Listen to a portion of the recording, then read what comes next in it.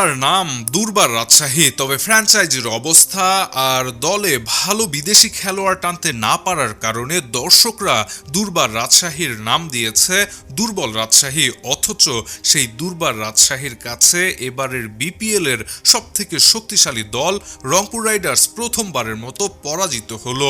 BPL এ ইতিহাস গড়েছে দুর্বার রাজশাহী, কারণ এবারের বিপিএল এ এখন পর্যন্ত অপরাজিত থাকা রংপুর রাইডার্সকে তারা পরাজিত করেছেন।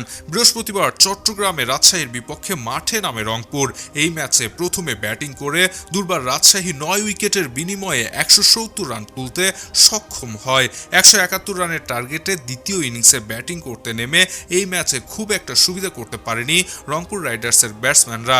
পুরো টুর্নামেন্ট জুড়ে দুর্দান্ত ব্যাটিং করা রংপুর রাইডার্স এই ম্যাচে এসে পথ হারিয়ে ফেলে। এর ফলে 19.2 ওভারে 146 রানে অল আউট হয়ে যায় রংপুর রাইডার্স। এর ফলে এবারের বিপিএল আসরে প্রথমবারের মতো পরাজিত হয় রংপুর রাইডার্স এবং জয় নিয়ে মাঠ ছাড়ে দুর্বার রাজশাহী। দর্শক, বিপিএল এর এমন আলোচিত খবরের ভিডিওগুলো সবার আগে পেতে এখনই সাবস্ক্রাইব করে রাখুন ইবিডি নিউজে। সেই সঙ্গে আমাদের ফেসবুক পেজটিতে ফলো করে দিতে ভুলবেন না। কথা হবে পরবর্তী ভিডিওতে, সে পর্যন্ত ভালো থাকবেন।